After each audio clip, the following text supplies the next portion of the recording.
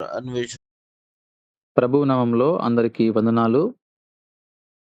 వాక్యానికి వెళ్ళకముందు ప్రార్థన చేసుకుందాం. మహాగణుడా, మహోన్నతుడా, పరిశుద్ధుడా, నిత్య నివాసి, నిన్న నేడు నిరంతరము ఏకరీతికున్న మా ప్రియ పరలోకపు తండ్రి, మీ బంగారు పదములకు స్తోత్రం నాయనా. ఈ యొక్క ఉదయకాల సమయంలో ప్రభువా, మేమందరం కూడా ప్రభువా చిన్న మందగా చేరి తండ్రి నాయనా, మొదటి గడియ మీతో గడిపేటువంటి భాగ్యం మీరు మాకు ఇచ్చారు తండ్రి. స్తోత్రం తెలియజేస్తున్నాం. ఇప్పటి వరకు పాటలు పాడాం నాయనా, మీ నామాన్ని మహింపరిచాం తండ్రి. నాయనా, ఈ సమయంలో ప్రాముఖ్యమైన అంశానికి నాయనా వాక్యాన్ని ధ్యానించబోతుండగా మీరు మాతో వాక్యం ద్వారా మాట్లాడండి. మా లోటుపాట్లను సవరించండి తండ్రి. ఎవరైతే ప్రభువా ఈ యొక్క వాక్యాన్ని వింటున్నారో వారు శ్రద్ధగా వినడానికి తగినటువంటి మంచి మనసు కూడా వారికి దయచేయమని ప్రార్థన చేస్తున్నాం. నన్ను కూడా మీరు మీ బూరగా వాడుకోమని. నేను నా జ్ఞానంతో మాట్లాడితే అర్థం కాదు ప్రభువా, మీరు మీ యొక్క పరలోకపు జ్ఞానంతో నన్ను నింపి తండ్రి, నన్ను మీరు తండ్రి ఒక బూరగా వాడుకోమని విజ్ఞాపన చేస్తూ, వచ్చిన ప్రతి ఒక్కరిని ప్రభువా వారి కుటుంబాలని జ్ఞాపకం చేసుకొని దీవించమని యేసుక్రీస్తు నామంలో అడిగి వేడుకుంటున్నాను తండ్రి. ఆమెన్. ఆమేన్. ఆమేన్. ఆమేన్. దేవునికి స్తోత్రం. ప్రభునందు ప్రియమైన వారలారా, ఆమేన్. మన ప్రభువైన యేసుక్రీస్తు నామంలో మీ అందరికీ మరొకసారి వందనాలు, ఈ ఉదయకాలపు శుభాలు తెలియజేస్తున్నాను. ఈరోజు మనము దేవుని వాక్యము గతించదు అనే అంశం గురించి మనము దేవుని వాక్యాన్ని ధ్యానించుకుందాం. మనము గమనించినప్పుడు కొన్ని గతించిపోతాయి, కానీ కొన్ని ఎప్పటికీ నిలిచిపోతాయి అనే విషయం మనందరికీ తెలుసు. అయితే మనము ఏమైతే గతించిపోతాయో వాటి మీద మనము మనసు పెడతామో, వాటి మీదనే మన యొక్క ఆశను పెట్టుకొని ముందుకు కొనసాగుతూ ఉంటాం. అయితే ఏదైతే గతింపవో వాటిని నువ్వు అశ్రద్ధ చేస్తావు. గతింపని విషయాల మీద శ్రద్ధ పెడితే మనము రాబోయే రోజుల్లో దాని యొక్క ప్రతిఫలాన్ని మనము పొందుకోవచ్చు. కానీ ఈ లోకము ఎలా మారిపోతుందంటే, ఏమైతే గతించిపోతాయో వాటి మీదనే మనసు పెడుతున్నట్టుగా మనం చూస్తున్నాం. అందునిమిత్తమే ఈ రోజున ఏమైతే గతింపవో వాటి యొక్క విలువను తెలుసుకోలేకపోతున్నట్టుగా మనం చూస్తున్నాం.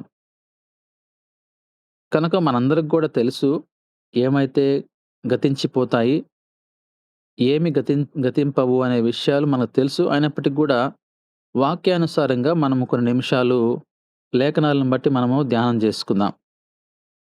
పరిశుద్ధ గ్రంథాలను తెరచి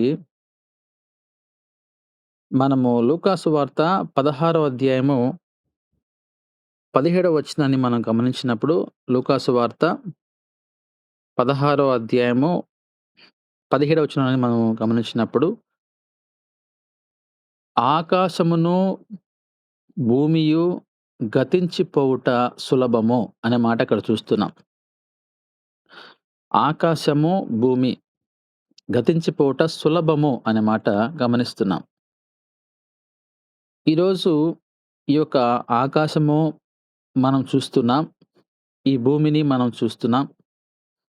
ఇవి రెండు కూడా ఒకరోజు పోతాయి, లేకపోతే గతించిపోవడానికి ఇది చాలా ఈజీగా జరిగిపోతుంది ఈ ప్రక్రియ అనేది ఇక్కడ మనం గమనించాలి. దాని అర్థం ఏంటి? ఆకాశము భూమి అనేవి దేవుని యొక్క సృష్టిలో భాగాలు మాత్రమే. కానీ మనం గమనిస్తే ఈ లోకంలో అనేక మంది కూడా ఈ ఆకాశంలో ఏమైతే ఉంటాయో, సూర్యుడు కావచ్చు, చంద్రుడు కావచ్చు, నక్షత్రాలు కావచ్చు, వీటిని ఎక్కువ ఆరాధించేవాళ్ళు, వాటిని బట్టి పూజించేవారు అనేక మందిని కూడా మనం చూస్తున్నాం. భూమిలో కూడా ఈ సృష్టిలో ఒక భాగము, ఈ భూమిలో ఏమైతే ఉన్నాయో వాటిని పూజించే వారిని కూడా మనం చూస్తున్నాం. గమనించండి, దేవుని వాక్యము చాలా స్పష్టంగా తెలియజేస్తుంది. ఇవి గతించిపోతాయి. ఇవి గతించిపోవడము చాలా సులభము అనే మాటను గూడా ఇక్కడ మనం గమనిస్తున్నాం. కనుక మనము కొన్ని విషయాలు చదివినప్పుడు వాటి గురించి మనం ఇతరులకు తెలియచేయడానికి మనం కొంత జ్ఞానము సంపాదించుకోవాలి. అందునిమిత్తమే ఆకాశము, భూమి ఇవి 2 గూడా గతించిపోతాయి అనేటువంటి విషయాన్ని మొట్టమొదటిగా క్రైస్తవులుగా మనము జ్ఞానము సంపాదించుకోవడానికి ఈ వాక్య భాగాన్ని మనం నేర్చుకుంటున్నాం. చూడండి, మనం చదివిన వాక్య భాగము మత్తయి సువార్త 24వ అధ్యాయము 35వ వచనాన్ని మనము గమనించినప్పుడు, ఆకాశమును, భూమిను గతించును. ఇక్కడ గూడా మనం ఆ వాక్య భాగాన్ని చూస్తాం. లూకా సువార్తలో, మత్తయి సువార్తలో ఇవి 2 విషయాలు మనం గమనించినప్పుడు, ఆకాశము అనేది కానీ, భూమి అనేది కానీ గతించిపోతాయి ఒకరోజు. ఇవి ఉండవు. కనుక దేవుని సృష్టిలో ఏమైతే భాగాలుగా ఉన్నాయో, అవి ఎప్పటికైనా దేవుడు అనుకున్నప్పుడు వాటిని లేకుండా చేయగలడు అనేది సత్యము అనేది మనం గ్రహించాలి. కనుక ప్రభునందు ప్రియమైన వారలారా, మనము వేటి మీద శ్రద్ధ ఉంచాలి అనే విషయాన్ని గూడా మనము ఆ తర్వాత భాగంలో మనం నేర్చుకుందాం. అదేవిధంగా మొదటి యోహాను పత్రిక 2వ అధ్యాయము 17వ వచనాన్ని మనం గమనించినట్లయితే, లోకమును దాని ఆశయు గతించిపోవచ్చున్నవి. లోకము, దాని ఆశ. ఈరోజు లోకాన్ని ప్రేమించేవారు, లోకంలో ఉన్న వాటి కొరకు ఆశపడేవారు మనం చూస్తూ ఉన్నాం. ఎందుకంటే ఏదైతే తక్కువ కాలం ఉంటుందో, లేకపోతే శాశ్వత కాలము ఉండదో, లేకపోతే గతించిపోతాయో వాటి మీద మనకు ఎక్కువ ఆశ ఉంటుంది. మనం చూస్తే గూడా తిండి విషయంలో గూడా మనం గమనిస్తే ఏదైతే రుచికరంగా ఉంటుందో అది అది మనకు ఆరోగ్యాన్నివ్వదు. ఏదైతే మనకు కొంత ఇష్టము లేకుండా, కొంత చేదుగా, మనకు ఇష్టపూరితంగా ఉండదో, తినడానికి యోగ్యంగా ఉండదో, అది ఆరోగ్యము కలుగజేస్తుంది. కానీ మనమేం జేస్తాము? ఏది రుచిగా ఉంటదో దాని కొరకే మనం ప్రయత్నం జేస్తాం. అందుకోసమే లోకంలో ఉన్న వాటి మీద ఆశ పెట్టుకోవడము, ఒకరోజు అది గతించిపోతుంది అనే మాట ఇక్కడ మనం గమనిస్తున్నాం. ఎప్పుడైతే నీవు లోకం మీద ఆశ పెట్టుకుంటావో, ఆ ఆశ అనేది ఒకరోజు గతించిపోతుంది అనగా, ఆ లోకమే లేకుండా పోతుంది. కనుక ఆ లోకము మీద ఎందుకు మనకంత ఆశ? ఆ రోజున మనం చూస్తే ఈ యొక్క లోకాన్ని మరి అపోస్తలుడైన పౌలు రాస్తూ చాలా హీనమైనటువంటి లోకముగా ఉపయోగిస్తాడు ఒక పదాన్ని. అందరికి తెలిసిన విషయమే. ఎందుకని అంతగా ఆ మాట ఉపయోగించాడు? ఎందుకని ఉపయోగిస్తున్నాడు అంటే, ఆ లోకాన్ని అతను గమనించాడు. లోకము తీరును గమనించాడు.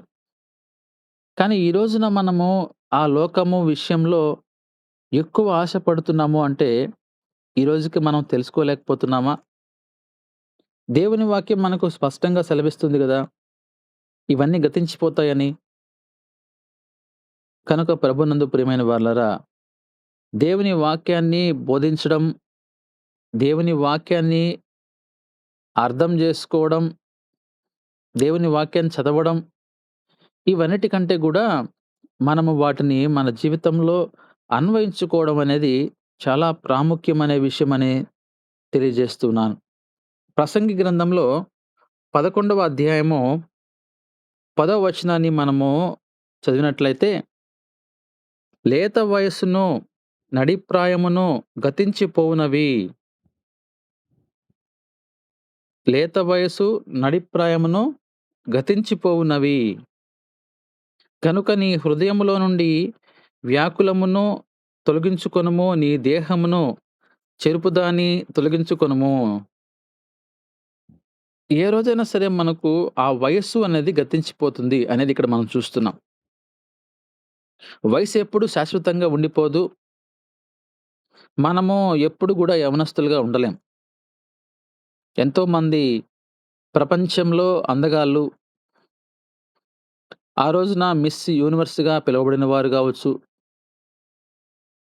మిస్ వరల్డ్‌గా పిలువబడిన వారు గావచ్చు, వారు గతించిపోయినట్టుగా, వారి వయసనేది ఒక రోజున అది దాటి వెళ్ళిపోయినట్టుగా మనం చూస్తున్నాం. కనుక లేత వయస్సు, నడిప్రాయమనేవి ఏ రోజుటికైనా గతించిపోతాయి. కాబట్టి ఆ మాటనిక్కడ గమనిస్తే, నీ హృదయములో నుండి వ్యాకులమును తొలగించుకొనుము. నీ హృదయంలో ఉన్నటువంటి ఆ యొక్క ఆశ గావచ్చు, లేపోతే ఆ యొక్క బాధ గావచ్చు, ఆ యొక్క ఆందోళన కావచ్చు తొలగించుకో. నీ దేహాన్ని ఏదైతే చెరిపేస్తుందో దాన్ని గూడా నువ్వు తొలగించుకో అని దేవుని మాట, దేవుని వాక్యం మనకు సెలవిస్తా ఉంది. మనతో దేవుడు మాట్లాడుతున్నాడు. ఈరోజు వయస్సు నిమిత్తము, వయస్సు గురించి ఎంతగానో సంతోషించేవారు. ఇదే వయస్సు మనకు ఉంటుందిలే, ఇదే విధంగా మనకు ఉంటుందిలే అనుకుంటా ఉంటాము. వయస్సు పెరిగే కొద్దీ, వయస్సు గతించే కొద్దీ మన చర్మంలోనే మార్పులు మనం చూస్తాం. ముడతలు మనం గమనిస్తాం. మన యొక్క అందవిహీనత మనం గమనిస్తాం. అవన్నీ జరుగుతున్నప్పుడు మనలో ఆందోళన అనేది కలుగుతుంది. కానీ మనం ఆందోళన చెందుతాం గానీ, దేవుని వాక్యము ఆ విషయం మీద ఎప్పుడో మనతో మాట్లాడాడు దేవుడు. గతించిపోతాయి. అందుకోసమే సమయము అనేది మనం వృధా చేయగూడదు. ఆ వయస్సు మీద మనము ధ్యానము అనేది మనము పెట్టకూడదు. మనము దేవుని కొరకు మనం బ్రతకాలి అనే విషయాన్ని జ్ఞాపకం జేసుకుంటున్నాం. కనుక ప్రభునందు ప్రియమైన వారలారా, వయస్సు అనేది ఏ రోజైనా గతించిపోతుందనేది మనకు ఈ యొక్క ప్రసంగి గ్రంథంలో మనము చూస్తూ ఉన్నాం. అదే విధంగా జెఫన్య గ్రంథంలో మనం చూసినప్పుడు రెండవ అధ్యాయము,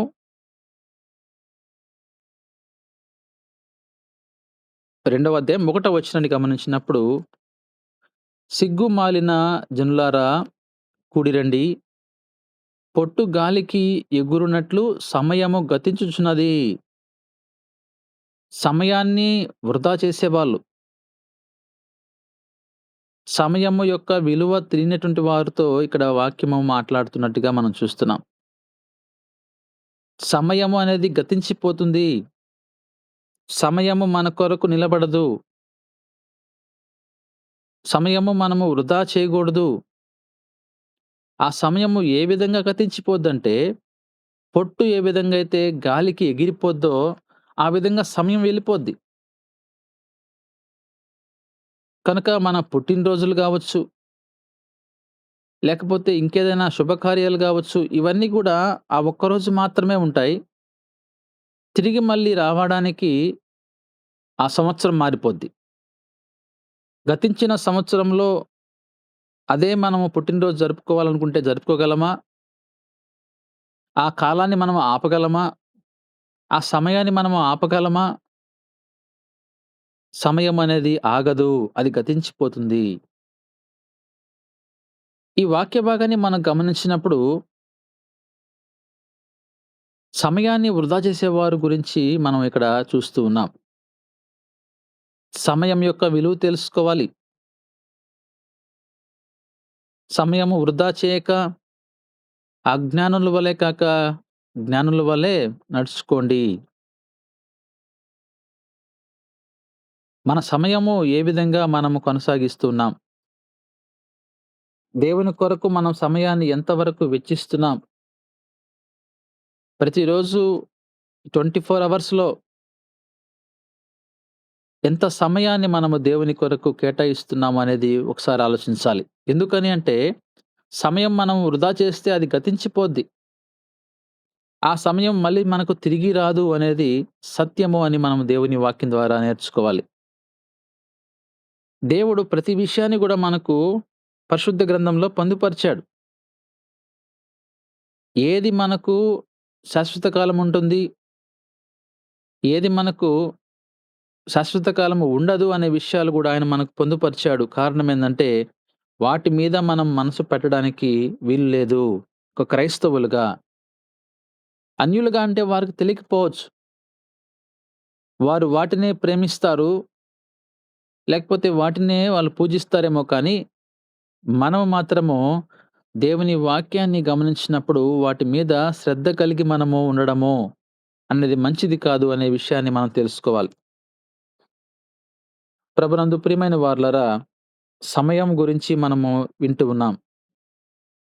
సమయం మనం వృధా చేస్తున్నామేమో. అదే విధంగా చూడండి, యోబు గ్రంథము 12 అధ్యాయము 2 వచనాన్ని మనం గమనించినప్పుడు, నిజముగా లోకములో మీరే జనులు మీతోనే జ్ఞానము గతించిపోవును. మీతోనే జ్ఞానము గతించిపోవును. గతించిపోతుంది ఏంది? జ్ఞానము. జ్ఞానము నిమిత్తమై ఈరోజు ఎంతమంది గర్వించేవారు? జ్ఞానమును బట్టి ఎంతమంది అతిశయించేవారు? నాకంటే జ్ఞానవంతులు లేరు. నాకే మంచి ఉద్యోగం వచ్చిందంటే నేనే జ్ఞానవంతుడిని అనేటువంటి వారు అనేక మంది ఉంటున్నారు.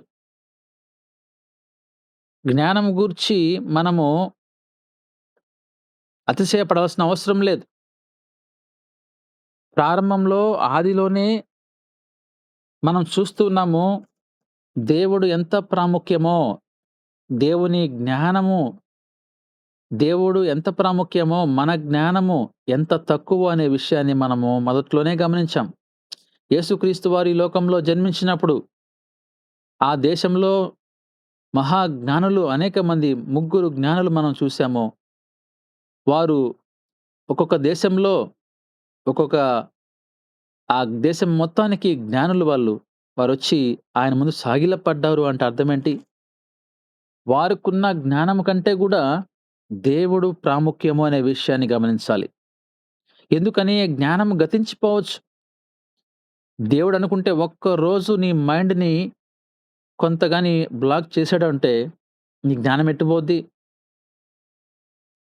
ఆయననుకుంటే ఒక్కసారి నీ యొక్క మైండ్‌లో ఉన్నటువంటి నర్వ్స్‌ని ఒక్కసారి ఆ బ్లడ్ క్లాట్ చేసాడంటే నీ జ్ఞానం ఎటు పోద్ది?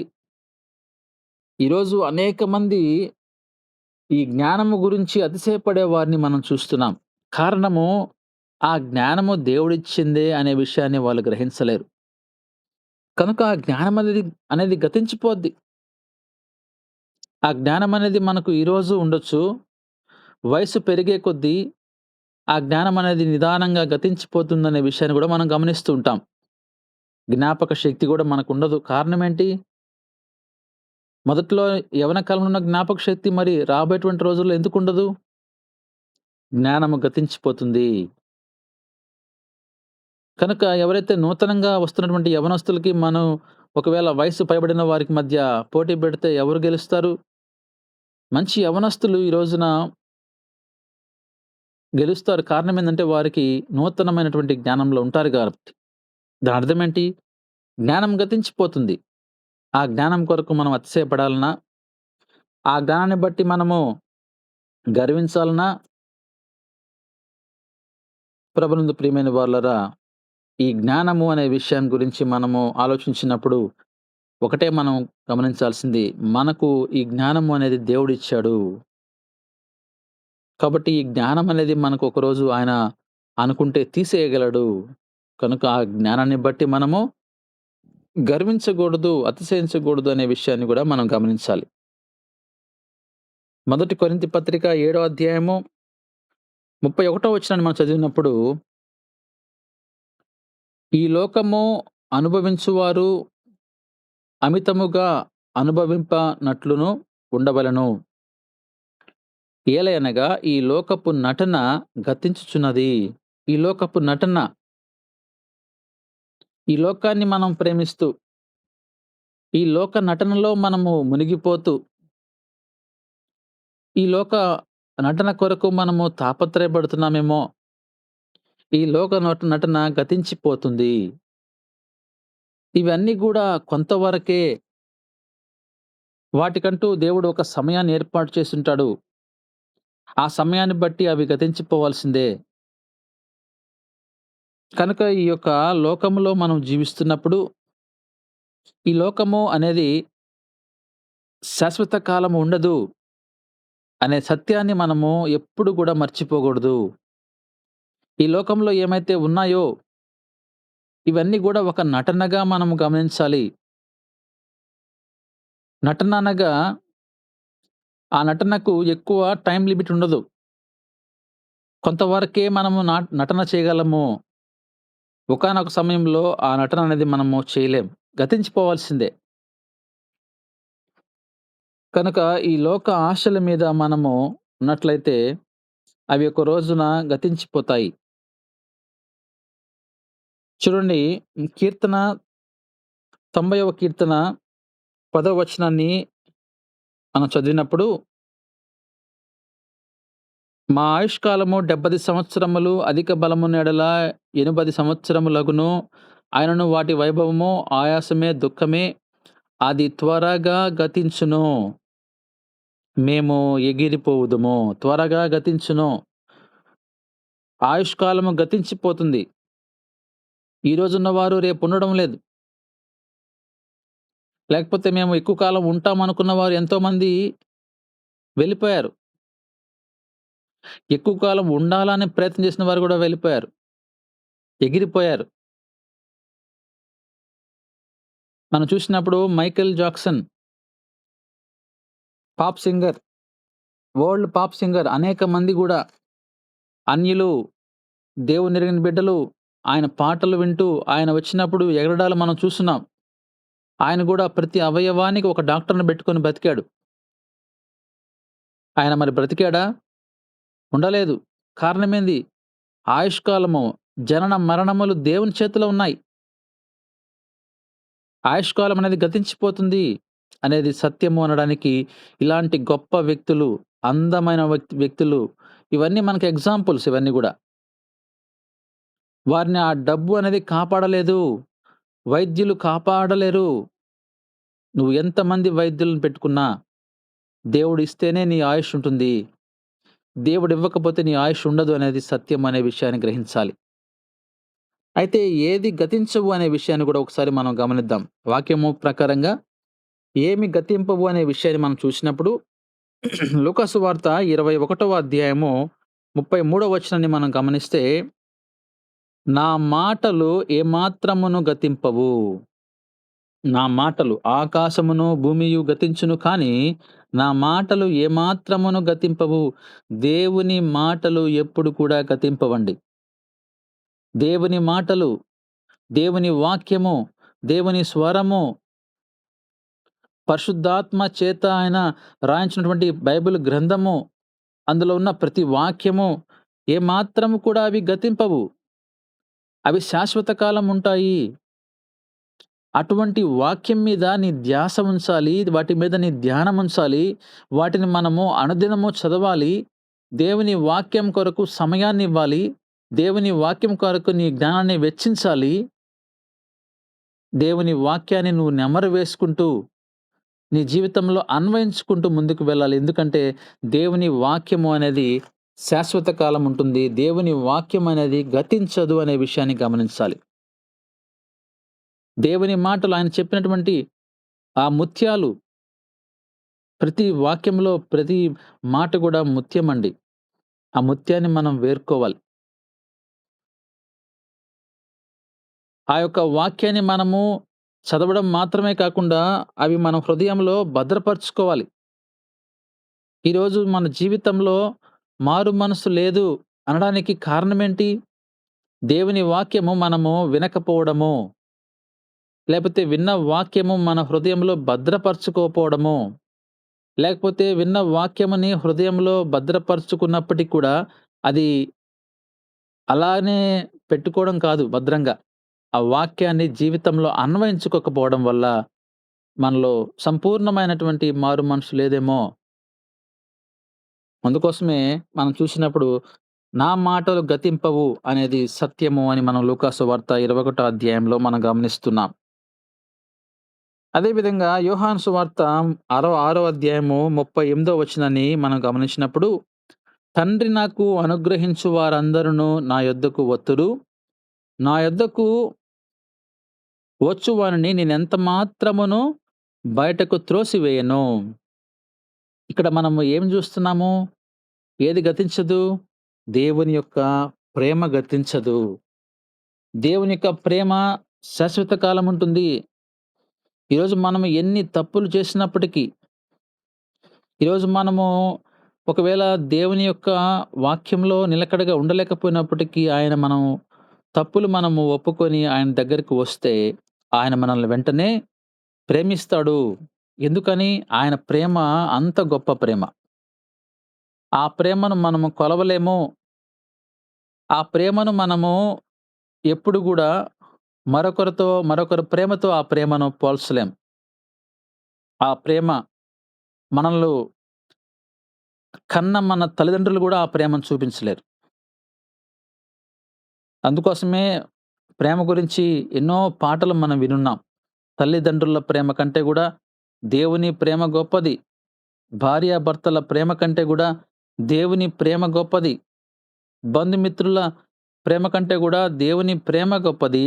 స్నేహితుల ప్రేమ కంటే గూడా దేవుని ప్రేమ గొప్పది.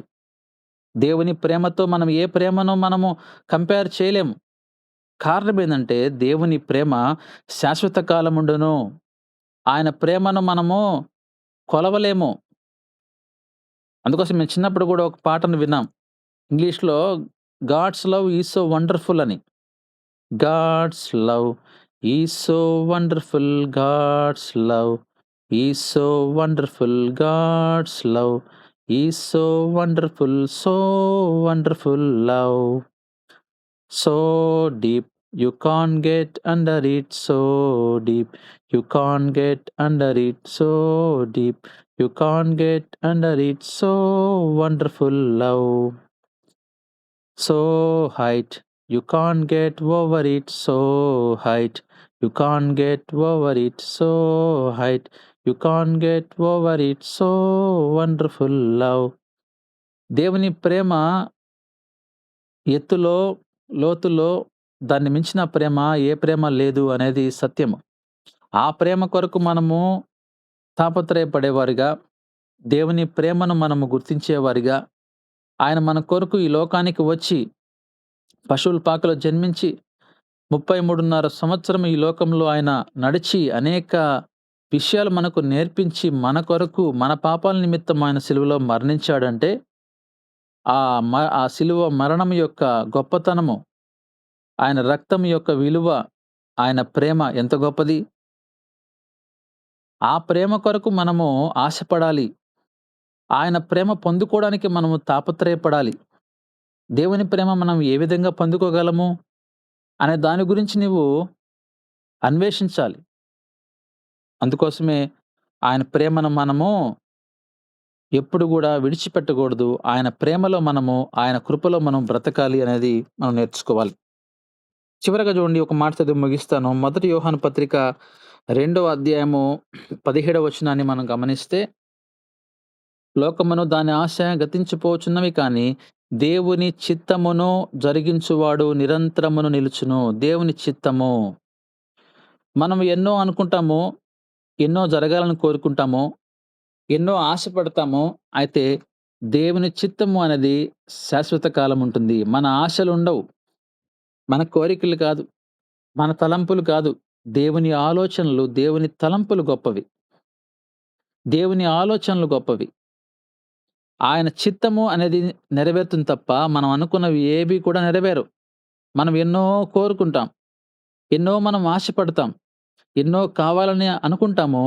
కానీ అది దేవుని చిత్తముందో లేదో అనేది నువ్వు గ్రహించకపోవచ్చేమో గానీ, అది తెలియకుండానే నీలో అది దేవుని చిత్తముంటేనే నెరవేరుతుంది, లేకపోతే నెరవేరదు. అది సత్యము అని మనము దేవుని వాక్యం ద్వారా తెలుసుకోవాలి. కనుక మన ఆలోచనలు ఉండొచ్చు, కానీ మనము దేవుని చిత్తాన్ని గ్రహించే వారంగా. అందుకే మనము ప్రార్థన చేయాల్సింది ఒకటే, అయ్యా, నాకు ఈ ఆశ ఉంది, లేకపోతే నాకు ఈ కోరిక ఉంది. ఇది నీ చిత్తంలో ఉంటే నాకు జరిగించు నాయనా. ఎందుకంటే నా ఆలోచన ప్రకారం నేను ముందుకు వెళ్తే, ఒకవేళ అది నాకు దొరకదేమో, ఒకవేళ అది దొరికినప్పటికీ అది ఎక్కువ కాలం ఉండదేమో, కానీ నీ చిత్తం ఉంటే నాకది శాశ్వత కాలం ఉంటుంది గదా! అందుకే అక్కడేమో చూడండి, దేవుని చిత్తమును జరిగించువాడు నిరంతరము నిలుచును. నిరంతరం ఉండాలంటే అది దేవుని చిత్తమై ఉండాలి. దేవుడు నీకేమైతే ఇచ్చున్నాడో అది దేవుని చిత్తంలో ఉన్నట్లయితే అది ఎప్పుడు కూడా నిరంతరం నిలిచి ఉంటుంది. దాని యందు నువ్వు ఆనందిస్తావు, సంతోషిస్తావు. కనుక ప్రభునందు ప్రియమైన వారలారా, దేవుని వాక్యాన్ని మనము ఈరోజు ఏది గతించిపోతాయి, ఏవి గతించవు అనే విషయాన్ని, సత్యాన్ని మనము వాక్యం ద్వారా మనం నేర్చుకున్నాం. ఆ లేఖనాలను మరొకసారి మీరు చదువుకున్నట్లయితే మనము వేటిని ప్రేమించాలి, వేటి మీద మన మనస్సు ఉంచాలనేది ఒకసారి ధ్యానించినప్పుడు నీవు తప్పిపోకుండా ఉంటావు. కనుక మనందరం గూడా దేవుని యొక్క మాటల మీద అనగా దేవుని వాక్యము అనగా పరిశుద్ధ బైబిల్‌లో ఉన్నటువంటి ప్రతి ఒక్క వాక్యాన్ని మనము చదివి అవి గతింపవు గాబట్టి వాటి మీద మనసుంచాలి. దేవుని ప్రేమ మీద మనసుంచాలి. దేవుని చిత్తమేదో గ్రహించే వారిగా ఉండాలని ఈ ఉదయకాల సమయంలో దేవుడు మనతో మాట్లాడుతున్నాడు. దేవుడు ఈ కొద్ది వాక్యాన్ని మన హృదయంలో భద్రపరిచి దీవించునుగాక. ఆమేన్. ఆమేన్. అందరికి వందనాలండి. Thank you.